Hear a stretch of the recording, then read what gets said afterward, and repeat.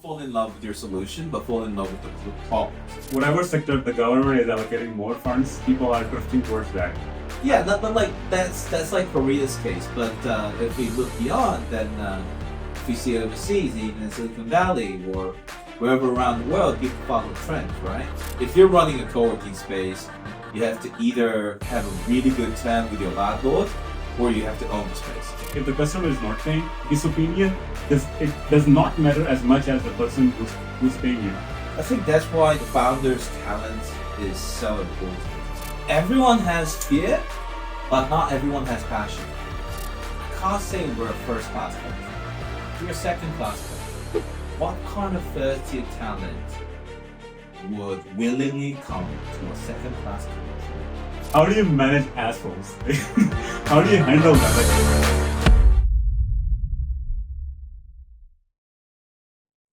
Hello. Today we are with the most special, the most awaited guest. His name is Riso, and I'm really pleased that he came on just first request, because he's the most special guest of tonight. And starting with the introduction of Riso, could you please go ahead and introduce yourself? Hello everyone, I'm Riso Ahn, that's my English name. I'm a CEO and co-founder of the Garrison, and also a founder of Foreign Entrepreneurs Club, and also chapter director of Startup Grind Soul. Our company's mission, our community's mission is all about globalizing South Korean startup ecosystem and beyond. So that would be pretty much it. Awesome. So basically, Riso used to run different ventures, and he was still running as he explained, his current venture, and also he's as far as I know, he manages the biggest community in Korea of the startups, of the founders, and so yeah, I'm really excited to interview today Riso and learn from his insights. So Riso, starting with your first question, what do you think? What are the most problems that nobody's targeting in a startup? Because as you manage a lot of people, as you're really experienced in startup ecosystem, what do you think that after meeting a lot of founders and startups, that most the problems that no one is targeting, the problems that you see, like this is the area that no one is targeting. This is the blue ocean. Do I have to say by sector, like industry, or? It could be anything, like any problem that you, like, it can be healthcare, it can be like your co-working space, or like technology. Okay. First of all, if I just scope it really down into Korea itself, the problem is that people don't focus on problems. The biggest quote that I ever heard in the startup world was that don't fall in love with your solution, but fall in love with the problems. The biggest problem is that people don't focus on problem. They're talking about, we can make a lot of money out of this. They don't say this is gonna solve our problem, but this is gonna bring much more of an efficiency. And since people are talking about money, and since our ecosystem is highly driven by government subsidies, the trend or the market or the industry often depends on which industry that budgets are being allocated for. So, for instance, these days, what I feel is that we're losing a lot of bio talents, bio startups, as government subsidies on the bio startups has kind of shortened over the past couple of years. So, yeah, I mean, I think the biggest problem is that people are not seeking for problems. I see. So, I would say, like, you're trying to say that whatever sector the government is allocating more funds, people are drifting towards that. Yeah, but like that's like Korea's case. But if we look beyond, then if we see overseas, even in Silicon Valley or wherever around the world, people follow trends, right? So these days, everyone's just crazy about AI. So everyone's kind of tilted towards the AI solution only. Yeah. Interesting. I mean, I kind of feel you, because I personally met a lot of founders, and when I I mean, yeah, you're right. They are mostly looking into government funds, and like this sector has a lot of government funds, and like they don't care about solution. Mhm. So yeah, I mean, I agree. And moving to the next question, because this is a we can go as much deep as Mhm. into this thing, but this will like open up a lot of gates. So let's go to the next question. Do you think that so you used to run the shared co-working space called the Garrison, Mhm. and you closed it like last year. Mhm. What were the reasons that led you to the closing of that venture? Could you please put some insights or light into that domain so that people who are running co-working space they can like avoid those pitfalls? Okay.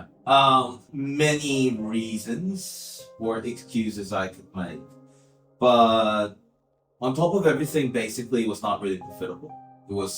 I was doing it because I was very confident that I could do better job in running the co-working space than other government ran co-working spaces for foreign entrepreneurs specifically. And I'm still proud that I think I ran the space better than any other. But the only problem was that many foreign entrepreneurs are not as stable enough to afford the space, first of all. And even at the same price range, there were much better options, viable options, such as WeWork, Fast Five, name it. That was like the one reason. Second reason would be, again, the cost. If you're running a co-working space, you have to either have a really good term with your landlord or you have to own the space because your cost per month is not going anywhere. It's gonna be there. The bills are gonna come, like it or not. And if you can't fill up the seats, if I ever dropped my mission to globalize South Korean startup ecosystem, supporting foreign entrepreneurs in Korea, then maybe I might have made it profitable.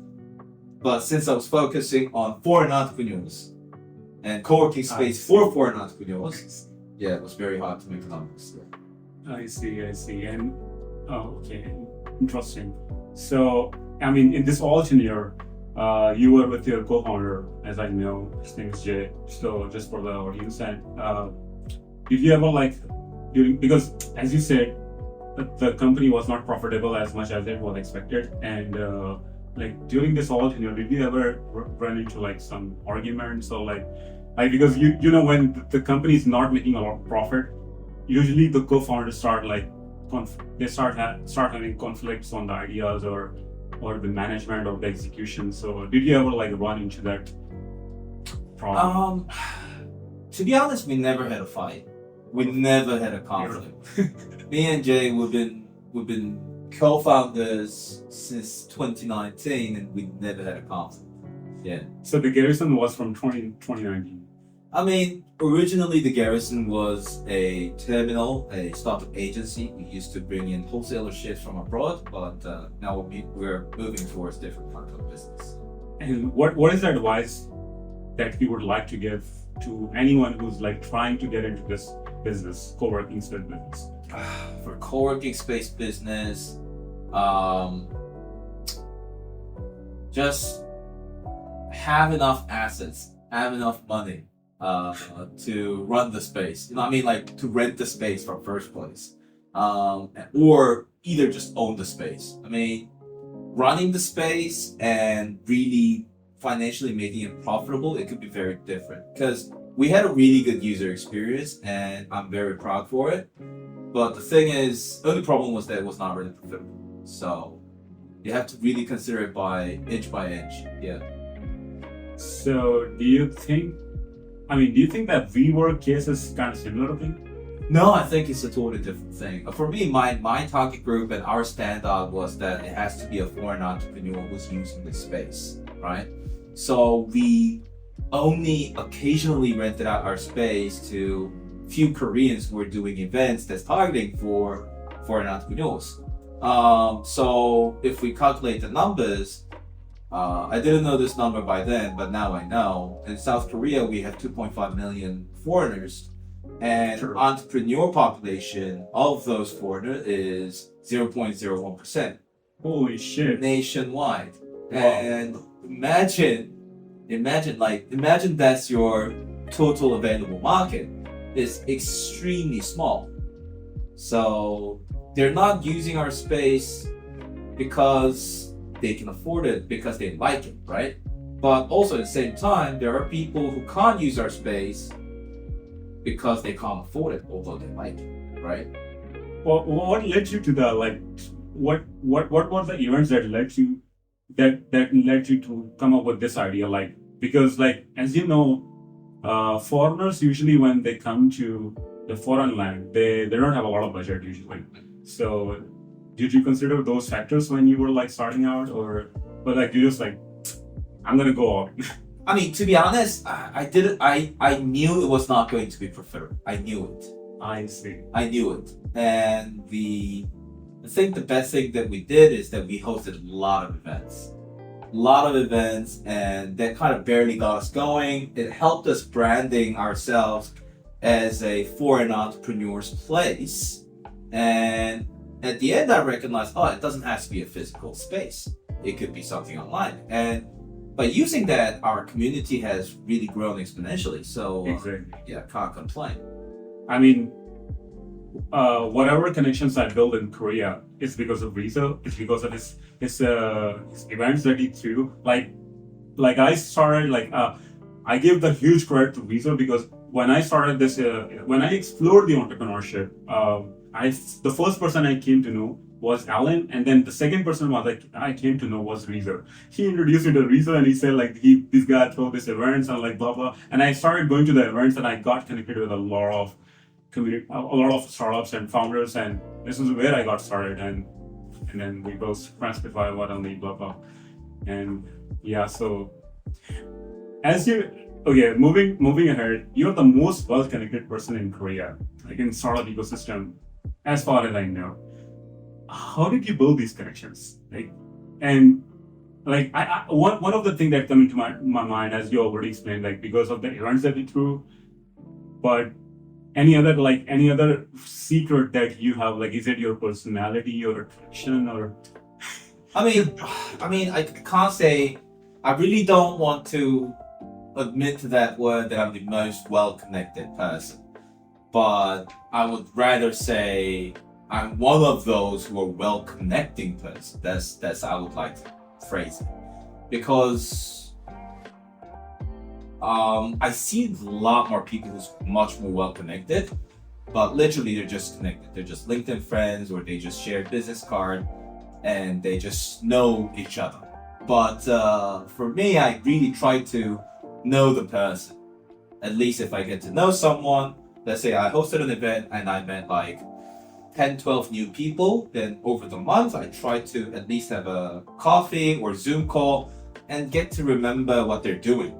And when somebody's looking for such tool or such talent, then I'll be hooking them up. And that kind of naturally brings a bit more of an engagement, and it becomes much more practical. So it looks like I have a lot of networks, but if you really narrow it down and see it deeply, I don't really. It's just a matter of treating person properly. Yeah, I'll say it. Yeah. I mean, I would admit that I come to learn a lot of things by just getting to meet these people. So you have met a lot of people, so I assume that your experience or your learning will be further in that. This is a question from your personal opinion. What do you prefer, remote work or the on-site work? Because as I remember, you hired a guy or two guys maybe, and how was your experience with that? Because they were working remotely with you, and so what is your opinion on that? That's a tough one. I think at the end of the day, it's all about efficiency, and it's all about outcomes. What kind of outcomes can they bring, whether they work remotely or not. But sometimes it's about person, sometimes it's about environment, sometimes it's about situation. So sometimes there's especially for me, sometimes there are extremely busy days. I just have to work, right? And if I have to spend my hour of a day on a train or on a bus, then there must be a really good reason for it. Because that means I'm getting rid of 1 hour of my time of the entire day. And if I save that 1 hour, maybe I could have like 30-minute break in between and really efficiently work. So I think it really depends on situation, environment, the person. Some people who are much more efficient when they're working remotely. Some people, they're much more efficient when they're working at the office. But if the situation and environment changes, maybe that could be a different case. Yeah. And also, I think it depends on the industry as well, the sector they're dealing with, if they're like tech guys or if they're marketing or something like that. I mean, like, as I was running the co-working space, I see a lot of entrepreneurs who are using our spaces. And, you know, like, the thing that I get to see is that, especially for entrepreneurs, they're usually remote. To be honest, this world that we're living in, because of COVID, it totally changed. Like, people don't really feel the need of an office because they feel and they know that sometimes being remote is much more efficient. And they know when to pull the plug on remote working or when to turn it all back on, right? So, yeah. And what do you prefer, like a person diligence or like his skills? Like, because I hired like some freelancers and I have like a full stack guy. There were two, but now one. But what do you prefer? Like, this is for me. I want to learn that one of the guy was really motivated, but he was not up to the mark in delivering things. Like he will deliver, but in 10 days. And one of the guys not up to the mark. He's not motivated, but he can deliver in 1 day. Mhm. What do you suggest to me that who should I pick one? Who should I pick? Well, none of I mean, it depends. For us, so we're running a community, we source speakers, and we're trying to flip our company into an accelerator. So it's much more of a person business. So it's not a really tech business. So if it's a tech business, it definitely cuts down into a number. So having a skillful person is very important. But if it gets big enough, it should be a team player and at the same time skillful person. And often you have to choose the balance in between it. But for my case, if I would have to hire, I mean, I always go for the sincerity. I rarely feel that I'm confident enough to hire a person. I only have like 2-3 candidates that I have in my mind at this moment. But yeah, it rarely happens. Interesting. And among all the ecosystem that you have been to, which one do you like? Like, including Korean ecosystem, and I know you have been to some. You have been part of the Dubai ecosystem as well. Mm-hmm. And like among all of them, which one do you think is? Which one do you like the most, and why? It's a tough question. And I mean, like, I'm just a visitor. Like, what were you trying to say? Yeah, I mean, like, as a visitor, like, let's say you go to Dubai and you meet their startups and you see their funding skills and you see their government support or whatever, like, prerogative, and you see the same things in Korea as well. And which ecosystem would you prefer the most to have a company? Like, do you think like Korean ecosystem in terms of startup is better than rest of the world? I mean, like, to be very frank, there's a reason that Silicon Valley is the world #1 for so many decades. Yeah. I mean, I was in the valley for like 3 hours, and I have seen like unicorn founders, CTO of a future unicorn, and these guys are like just sitting down at a cafe, meeting each other, just having a chat, and like multi-millionaire investor would be having a chat with a Series A founder, haven't even arranged a meeting, but just having a chat, getting to know each other. And that's the basis. And across the road, there's Reddit. Across the road, there's Sendbird. I mean, literally the ecosystem itself has been naturally structured that way. Exactly. So Silicon Valley would be, in that case, I would say I would give the biggest number, like biggest point for it. Yeah. We cannot compare that. I mean, Yeah, I mean, yeah, that's uncomparable. if I leave that behind, What do you think about Singapore? Singapore, I think it's a great ecosystem. I mean, already the country itself is so dense with people. It's a place where people can mingle and people demand one another, right? It's a small society, get to know people so easy. I mean, like all the greatest founders that I used to know is that they often move to Singapore rather than Silicon Valley. Since we're living in Asia, so I see. yeah, you'll see a lot of Asian-based founders down there. So I see. Yeah, usually people who are building, like as far as I know, like the tech people usually when they are like building their startup, they usually go to in order to save funds, Bali and all these places to live on the low cost, reduce their budget, and yeah. And I mean, if I have to say about ecosystem, every little ecosystem has their own edge.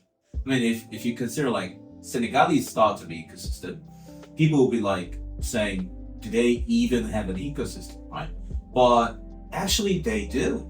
It's like, so it's a very early phase of an ecosystem. They're starting to have successful founders, and sometimes the successful founders are often their neighbors or their ex-supervisors.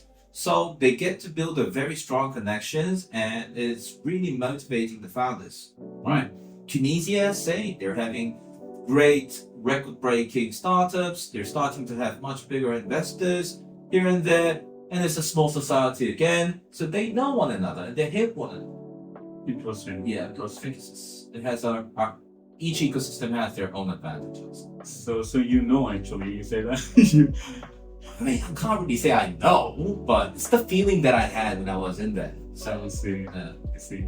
And like in terms of customer service, like in startups, like if the customer is crazy, you can relate it to the co-working space as well. And also, so like if the customer is crazy and he's not even paying, but he's becoming pain in the ass, what do you advise? Like, should we still entertain those? Should we still listen to feedback? Or like, I got the advice from the David, like he said, like if the customer is not paying, then his opinion does not matter as much as the person who's paying you. What do you? I mean, okay. This I have a bulk amount of stories to tell, but I would love to listen. I think that's why the founder's talent is so important. I mean, it's about how to filter good feedbacks. It could be a good customer and very pleasant customer and giving you very good feedbacks and comments, but may not be so relevant. It could be a really bad customer. All the feedbacks could be a bullshit, but at the end of the day, you get to learn something from those bullshits. So like maybe next time you get to find a way not to give that reason for these guys to complain, and these guys will always find another reason to complain, and just let them play around it. And you just slowly defend the reasonings around, and later on when you get big enough, you'll see it's a matter of a mindset, right? I mean, to be honest, I get to meet a lot of dicks. I get to meet a lot That was my second question actually. Yeah. How do you manage assholes? How do you handle them? Like, I don't have patience. I don't know. Like, how do you handle that? Like, you get to meet a lot of people. I get these questions a lot as I'm running a community. People always ask, man, Riso, how do you handle that, right? But for me, it's that there are a couple of Diplomacy. no, like couple of how should I say, quotes or my self-discipline that I have is that treat others like you want to be treated. Number one thing. Intros. Number one thing. Never make an enemy that you cannot defeat. Wow. Okay? And Wow. always, when you have an enemy, always give them a space to fled. Right? Right? Always. Never put them to a corner where they cannot escape. Always give them a space. Share. Yeah, because the thing is, right, this could be a just whining community member that just gives me pain only. And if I treat him badly, and one day, if he turns out to be, or even if he just makes a small rumor on LinkedIn, I could crash down. It's matter of credibility. And so, like, I mean, there are so many examples for this, but I mean, just treat good, try to be good. My biggest value that I pursue, especially in business, is goodbyes. It's goodbyes. I mean, people said there's no such thing as goodbyes, but like, if you just fall into that idea that there's no such thing as a goodbye, you'll never get it. You have to at least try, right? At least try your best to make that bye into a goodbye. Then one day it's gonna come back to you. One day, you never know. But at least you can say, I tried. Nobody can blame you. At least you tried. So I think it all boils down to having a good heart and having a lot of patience, because sometimes some founders are, I mean, if I talk about myself, it's like having patience is I don't have a lot of patience usually, and I really envy you in this regard, that you can really handle these things and control these kind of things. Let's say anger. Okay, so personally, I'm a Christian, and there's a quote that really inspired me a lot since I was a teenager. I had an anger issue when I was young, and by then I just became Christian, and I was reading the Bible, and it just said, I don't know if it's the exact quote in English, but if I translate it, it would be say, person who handles their anger is much bigger than a person who conquers a castle, right? Wow. And since that point, I really tried to conquer my anger, right? Because anger usually, it doesn't end up in a good endings, right? And also anger always comes back.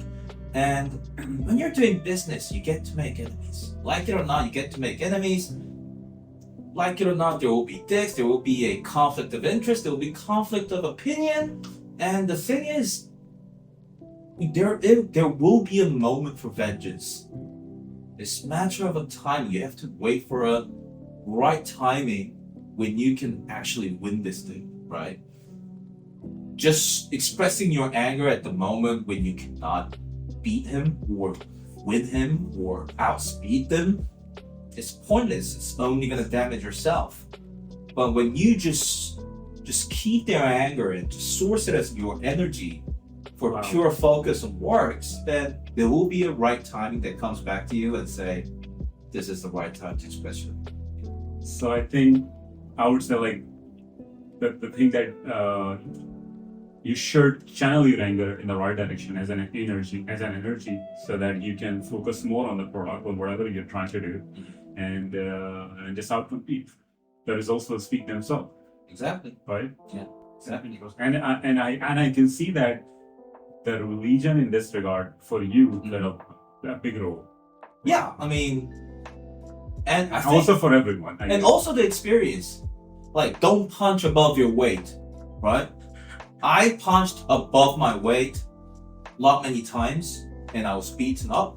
And I've learned my lesson that there's always a right timing. Okay. In terms of passion versus fear, what do you value? Like, I mean, some people perform out of fear, some people perform out of passion. Like, so it goes into that domain of God as well. Like, some people worship God out of fear, and some people worship God out of love, or passion, compassion. So I mean, that's, you have to put that right. Everyone has fear, but not everyone has passion, right? Everyone has fear for something. And fear is a very important motivation. I feel fear all the time. You know, when I get to see the chance on the community, if I get to see people leaving the community, I feel fear too, right? Am I doing something wrong? If they heard something, I feel fear too. But the important thing is that if you do nothing, that's going to be there. And if you do too much, it's going to get even worse. And the moment when you feel the fear is the moment when you should be most calm and just thinking, right? Just watch dramas, chill, and try to rethink about that fear and think about what to do instead of just suffering from it, right? And when it comes to passion, if you have a passion, it's just going to be multiplying that fear. Trust me, your passion is going to swallow you and it's going to multiply that fear. If you have a passion for it, something, that means you have a fear of losing it, right? Wow, that's a good way to put it down. Yeah. So it's going to amplify your fear if you have a passion for anything. Exactly. Yeah. It's just about moving forward, falling forward, just try to learn something out of it. So, yeah, that would be my opinion. Interesting. And among our one question that I have is among all the community members, is there any favorite person that you like the most? Oh, I can't pick that up. Even if I have it, I can't disclose it. If I had to pick, I would say Jay, my co-founder. Oh, that's a good one. Yeah. That's a good one. I see. And among all the startups, can you pick any one startup that you like? I mean, it doesn't have to be in the community. Is there any startup that you like the most? Or you guys think your love is equal to? To be honest, I love my community members, everyone. Yeah. I really love them. I can't say I love them very. No, I'm not even their parents. But the thing is that most of our community members, sometimes they don't reply, sometimes they don't read. Mm-hmm. But the thing is, when somebody has a burning inquiry, burning needs, and drops a question, now we have a culture that everyone's trying to help. That's amazing. It's an automated culture that just naturally trains the newcomers and say, oh, this is a question for who? Well, this is a question for my friend. So having the supportive energy, that will be my favorite members. Yeah. Wow. Yeah, and I would also say that the pioneer of that culture is Riso. Because he's the one who actually established that culture, because whenever there's a question, he will pick up the people who are really expert in that domain, he will highlight them, and then they will get notified and they will try to help. So that culture is mainly developed by Riso, so kudos to him. Thank you. And any favorite book that you like? This is a kind of personal question. So any favorite book that you like and you would like to recommend? Oh, you're not a book reader. I'm not a heavy book. That's the problem. Yeah. I just read a lot of Bible. Wow. That's it. Yeah. Wow. And any favorite biography, any person that you are inspired of from around the world? It can be anyone. It can be Steve Jobs, Elon Musk. Okay, I can't disclose whose biography I've read, but I read a lot of biographies. And my personal recommendation is that read the biography of the people who people usually hate. Wow, interesting. Yeah. And what's the reason behind it? For me, those people who are famous, those people who are known as a good person, favored by many, you can learn about them from every different angle.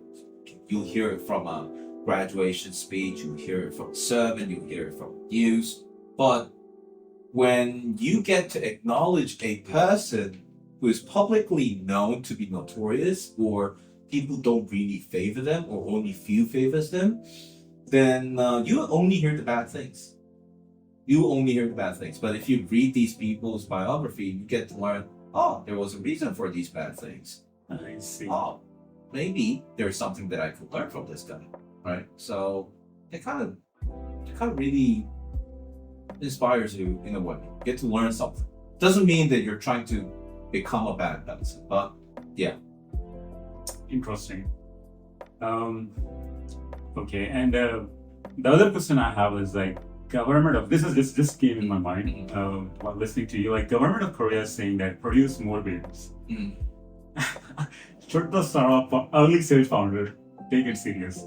Because first of all, they're not stable, and in terms of founders, like in terms of startups, how do you think like does early marriages or even early having babies help life? Because I think when you are a early stage founder, you're just trying to make your way, and like I know you might know a lot of people that have babies and then they start having kids and birth issues. yeah. I mean, it's life, right? It's life. I mean, it's gonna be hard as it is, and it's just gonna get slightly harder. Or I mean, it's not just about kids, to be honest. If your parents are sick, same way, I would say. If you're short on budget, if you're running out of visa, similar budget, similar pressure. Exactly. Your family's telling you to come back home, get a real job, same pressure. I mean, you have to get used to waiting on that pressure. But when it comes to birth rate and about the government, trust me, it's never going to bounce back. We're already at the dead end. The policymakers, lawmakers, regardless of parties, they have zero clue what they're doing. I mean, it's the same thing. It's the same thing with general public associations or ecosystem players in the startup. Not only startup, like even a football association. Wherever you go, many people really don't know what they're doing, right? I see. Yeah.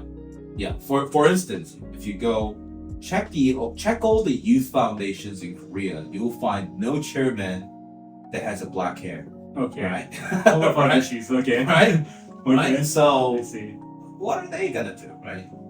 Exactly. Yeah. I mean, they're not making ways for the new generation, I would say. Like the people who are capable enough.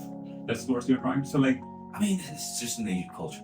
It's an Asian culture. So here's the thing: the Asian culture, maybe even in the Middle East culture, they say, listen to an old man, listen to an elderly, respect your parents. But not many are saying, listen to a younger man, listen to a person who's actually working, getting their hands dirty. exactly. Don't think about your old glories. No, there's no such quote like that, right? And yeah, I mean, it's 21st century. Many things changed. Everything's speedy. These guys who doesn't even know how to make PowerPoints are evaluating like new founders' PowerPoints, and they're consulting pitch decks. That's a nonsense. That's the world that we're living in. So, I see. I mean, well, I wouldn't comment on this thing, but yeah. Coming back to your community, what's your goal or dream related to this community? Where do you want to see, or what are your goals regarding? First of all, I have to point it back to the ecosystem selection that I had, my comments. First of all, Silicon Valley, just it's naturally fostered ecosystem. If you see, South Korea is extremely government driven. Just trying to make a designed ecosystem, quantitatable ecosystem that we can collect, select, and understand by numbers and figures. And I mean, to truly pull up the ecosystem into a next level, we need to have a natural atmosphere within our ecosystem, and especially for foreigners, I mean, we have to go on an eye-level approach, because yes, putting that KPIs, numbers, figurable approach that worked to Korean founders, and it's a Korean society, so they try to just follow along, right? But it's a foreigner, and they say, oh, we're a global ecosystem, but I can't speak English, but you have to submit your files in Korean, but our announcements are in Korean. Oh shit. And by having this small community, Yeah. it's not even 1,000 members, it's just 800 people. And imagine the amount of founders that has gone over the huddles that they had because of this structured ecosystem just by having a small community. And I think this can grow into a larger ecosystem itself. Exactly. So I would rather phrase it like we're terraforming the ecosystem into a different place. We're incubating the whole foreigners atmosphere within the ecosystem.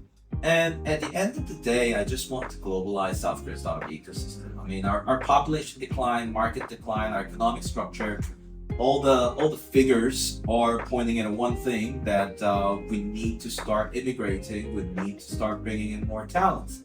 And to do so, we have to have a good ecosystem of entrepreneurs that can become a model figure of these talents who are coming in and say, oh, in Korea I can be successful, right?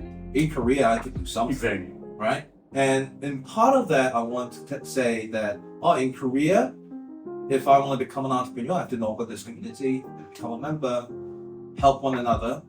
I grow and I help another new fellow entrepreneurs. And next year, that's one of the reasons that we're trying to pull up the agenda of becoming an accelerator officially, so that we can attract successful foreign entrepreneurs who are in Korea as our LP, investing back to the foreign entrepreneurs in South Korea. Because like foreign entrepreneurs, they can't even get a loan, right?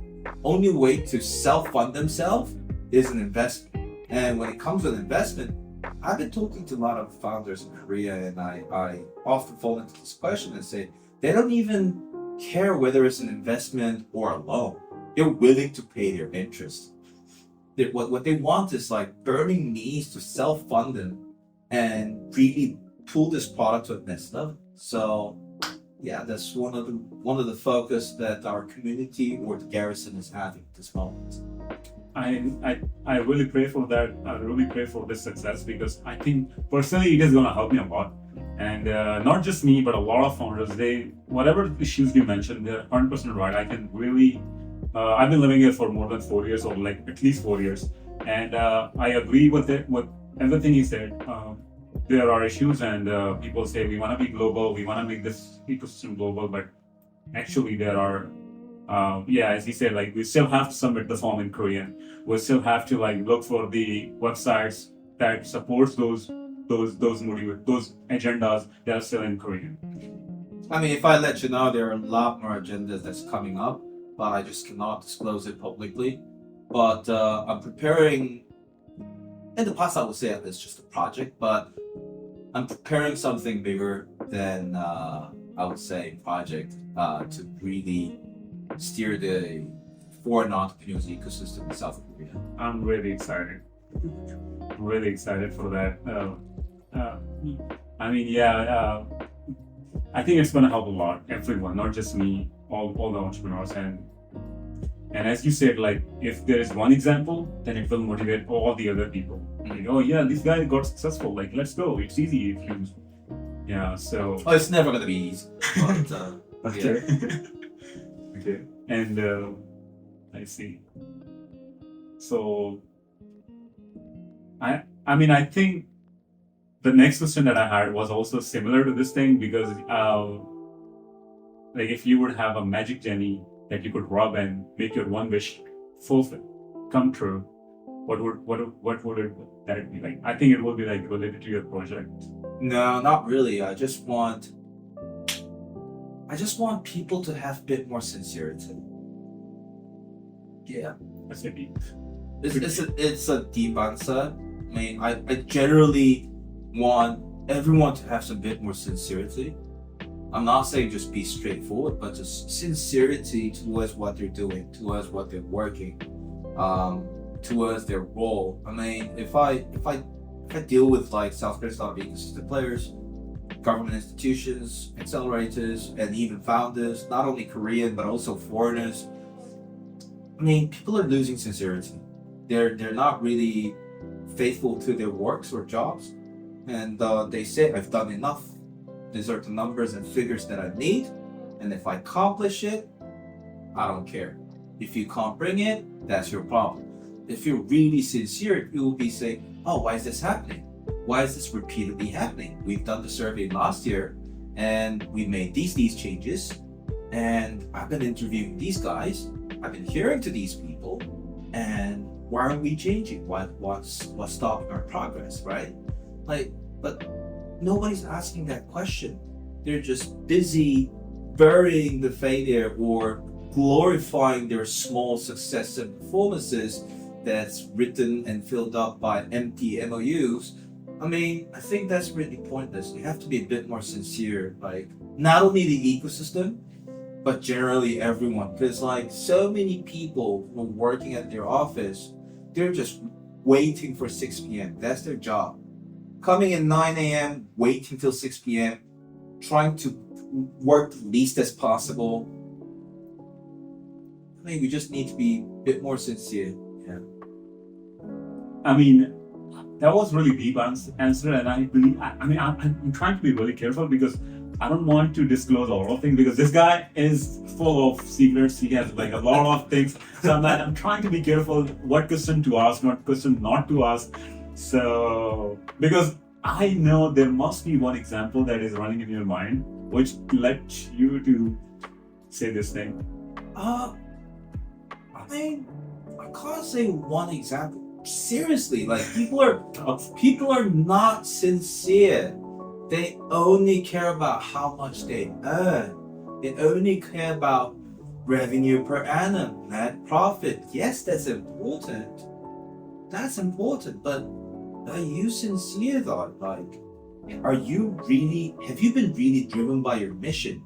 Has your company really driven by your mission? If your company loses the mission and still becomes successful, and you phrase it yourself as a pivot, then your loyal customers were like empty shells now, right? And once you lose that sincerity and you just run towards this non-sincere capitalistic approach towards your success, I don't think that's gonna last long at all. But at the same time, investors too, right? But how is it gonna be like success? I don't think so. The customers are not happy. If the company is not following the mission, how would it be successful? Like, I don't think it will be successful. I mean, it just takes time. You know, like if you drop the mission and if you start losing that sincerity within your product or projects, it doesn't come up at once. It just slowly appears, just slowly happens. And you will never see it coming until it actually hits your doorstep, right? Like historically, I mean, there's so many companies that had to close down because of pursuing the physical success only, right? Exactly. Yeah. I mean, your point is quite valid in terms of passion. I think I don't want to say this thing because I don't want to piss a lot of people, but you're right. I can relate it to this thing that people just want to do the startup so that they can get a lot of funds. They can access a lot of funds and they can get like they really don't have passion. As far as like some of the people like that, like when you say startup, it means that you're all in and you gotta work your ass off. Otherwise, you will fail definitely. But some people, as you said, like 6 p.m. they're just waiting. No, I mean the thing is, like even founders when they say like, "Oh, we got funded," and if you're really sincere, like here's one of the examples I could say. Maybe you could edit a bit in the forefront, but like if you're really sincere, you would say, "Okay, we've got the funding, but it's slightly short to what we have targeted, but we can still manage to utilize this funding and get going with our products. And we can go to our next step or next gen of our product, right? And since our budget is so short, let's cut down our salaries a bit so we can extend our runways, right?" Some people will say yes, some people will say no. Then founder, if they're really sincere, okay, I'll give it up a bit, right? I'll give it up a bit.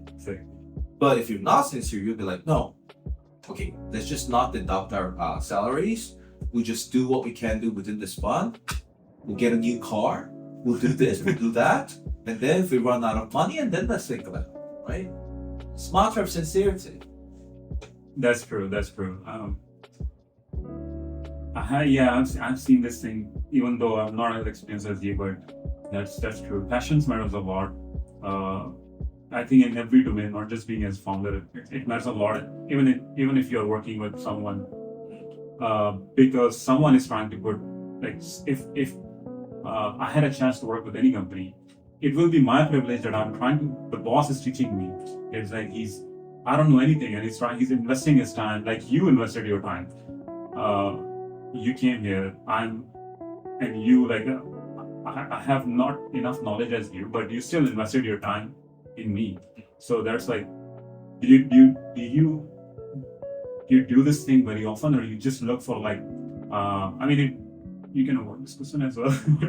No, I mean, the thing is, okay, to be very frank, many people don't understand me doing this. And sometimes I really don't understand myself doing this.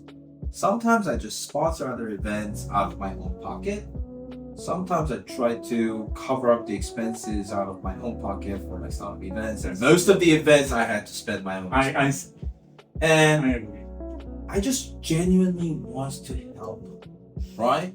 I mean, these people are founders, right? Founders, entrepreneurs. They're barely making their living while doing a side job and building up their own products. And somebody needs to show some. Somebody needs to show some. And many people just say they want to support. Nobody really asks. And I would say, like, I'm 100% sincere on helping. And sometimes I may not be helpful. But behind everything, I'm always really extremely sincere because I'm so passionate about my mission to globalize South Korea's startup ecosystem. And I really believe by me helping like 10 people, I'm sure these 10 people are going to be helping hundreds and thousands in the future. And it calls like a ripple effect. Yeah, exactly. That's the only thing that I hope. I think it all comes down to your heart, because I think having a beautiful heart, again, I would say, like, having a beautiful heart is important. I mean, you have to agree with that. It's important. You have to be, like, spiritually good, and otherwise, you just care about yourself. People just care about themselves. And yeah, maybe. But like, just for me, I would say, I can't say I have a good heart. To be honest, I mean, even though I'm trying to help people out, yes, sometimes I get pissed. I'm a human being. Sometimes maybe I'm not doing enough, right? And some people, when they come towards me, like if it's granted to them and it's an obligation for me to help them, or some people even think I'm hired by a government. But no, this actually happens once in a while. But what I want to say is that I'm just trying my best. I'm not really good at being best at something. I'm not really best at something. I never had that opportunity in my life to be number one at this or number one at that. No, but for the effort part, for the trying best or the diligence part, I'm pretty much confident. So I'm just trying my best to be sincere. I think that's a proper way to put it. Yeah. And you know, this when you were talking, you brought one point that sometimes you help people and they think they deserve it. I mean, they think that it's their privilege. Like, I'm doing it just out of love, just out of I'm not supposed to.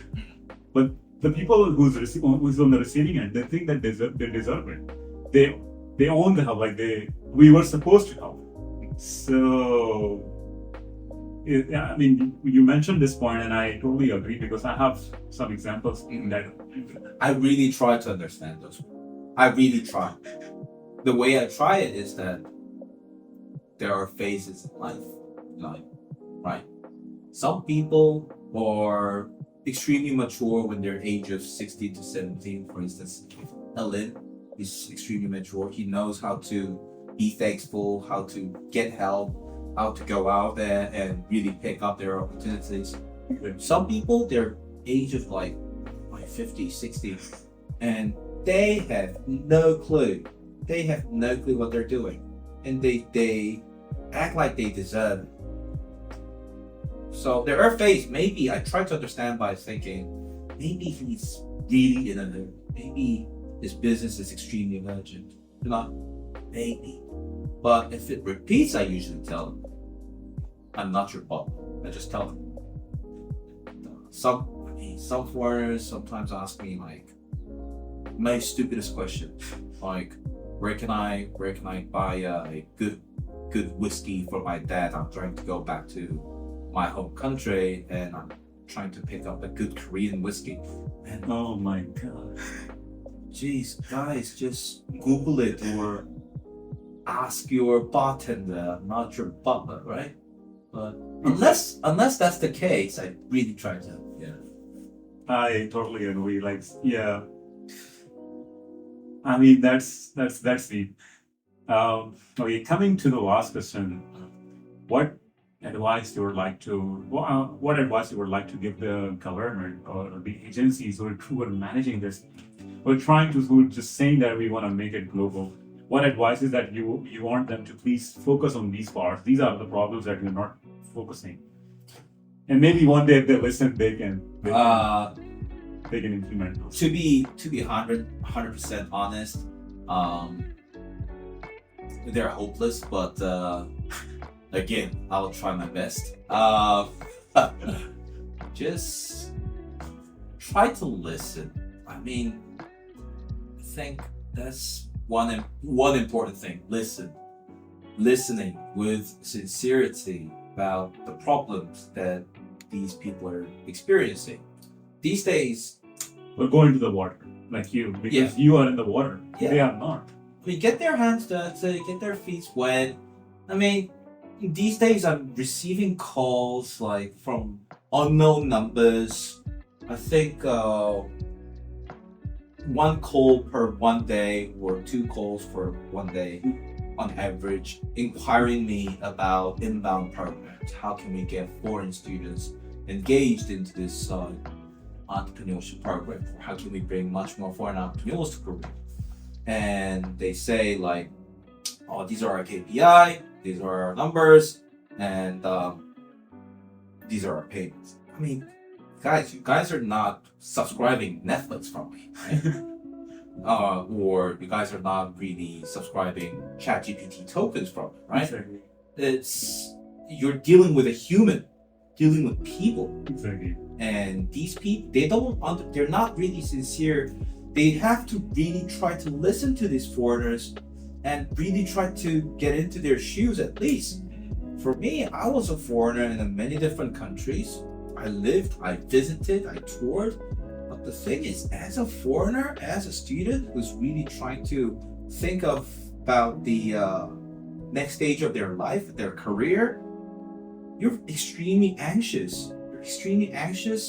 And you have no idea where to knock onto.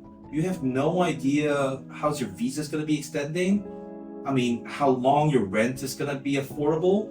And you get into this government program, let's say you get accepted and they say, oh yeah, go file this MOUs and oh, you said you need funding, just give me a few days.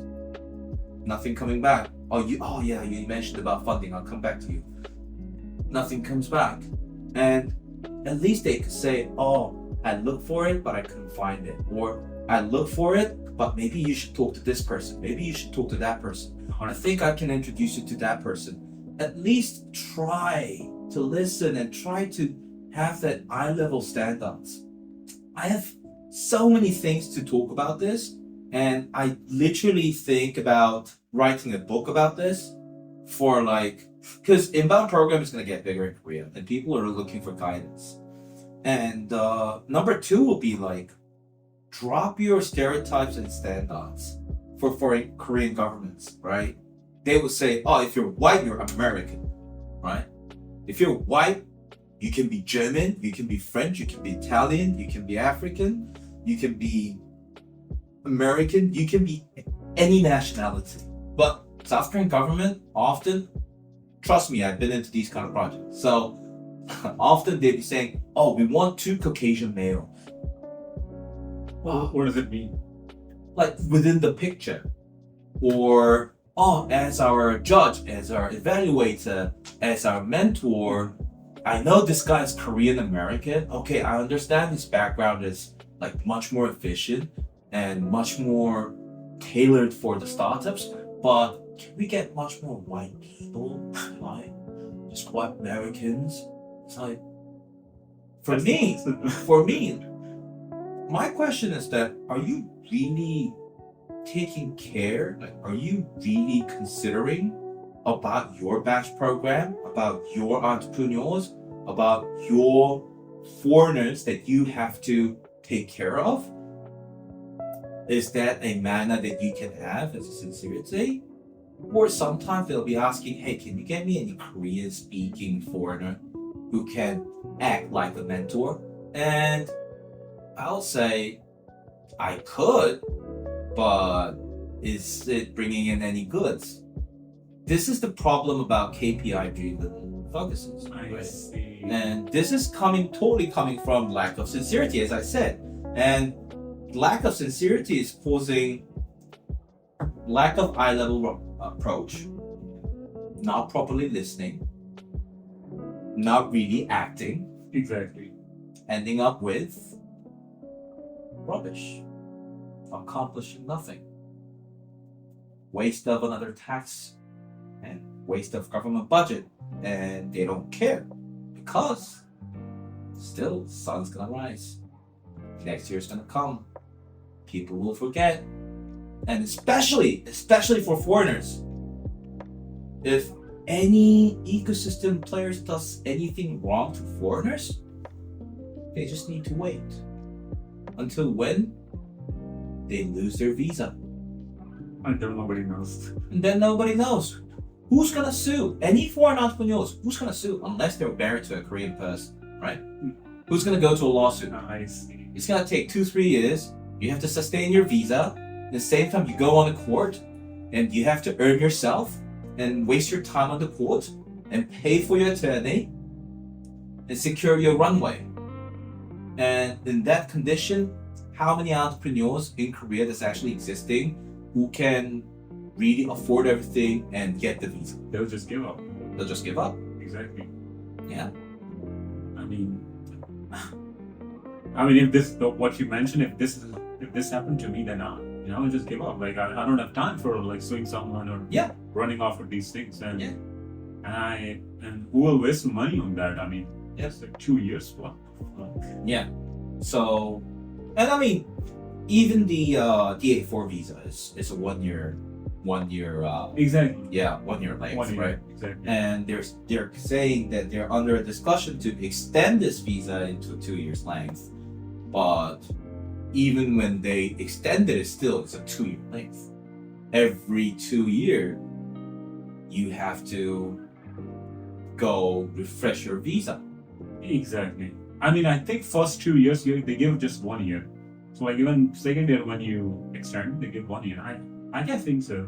Like, Yeah. Then Yeah, and if you fall into a problem, if you fall into trouble with any kind of institutions or a person, they just need to wait until your visa expires. Yeah, it's pretty simple. So and like this is a startup visa, yeah, and in first year you're not going to give any share. You're not going to generate any fucking revenue, like Yeah. because if you're in a pure tech, it's not even on the second year. It's not going to be that easy. exactly. It's business. It's like it takes 3 years. Like the companies, $1 billion companies, they made first customer after 1 year. How do you expect people like us to like come up with the reports and like, hey, after 1 year we're making Korean business? I mean, so one of the things that I think is that I can't say we're a first class country, right? We're a second class country, and the tiers goes all the way down to like 10th class countries, right? And we're a second class country that is decepted, or like, I don't know how somebody convinced all these people, but these people are believing they're actually living in a first class country. And they believe first tier talent should come to this existing first class country, which is called Korea. in their belief. And the reality is, yet we're a second-class country. And what kind of first-tier talent would willingly come to a second-class country and start their business, right? It brings a big question mark. We're a second-class country, so we need to expect second-tier talent at max. If we could get first-tier talent, maybe that was lucky shot. We should be focusing on actually developing these second-tier talents into a first-tier talent by leveraging these existing infrastructures, right? Exactly. But this is the issue. This is the issue. So within their idea, Korea is a first-class country that we can attach all these conditions and still they're going to come. That's their belief. But reality is, it's Korea. Maybe I should move into Korea. Let's see. Oh, there's so many conditions. Oh, we have to apply 18 different papers just to get a entrepreneur visa. Oh, we have to establish points for it. We have to get mentored for like how many hours? There are too much things to do. I can't even focus on my business. I'm just gonna choose to go to Malaysia. I'm just gonna choose to go to Japan. Exactly. Yeah, I mean, Exactly. we're burdening ourselves, we're blocking ourselves, isolating ourselves. To be very honest. That's. I mean, people might not agree, and people might say negative about it, but like, truth is truth.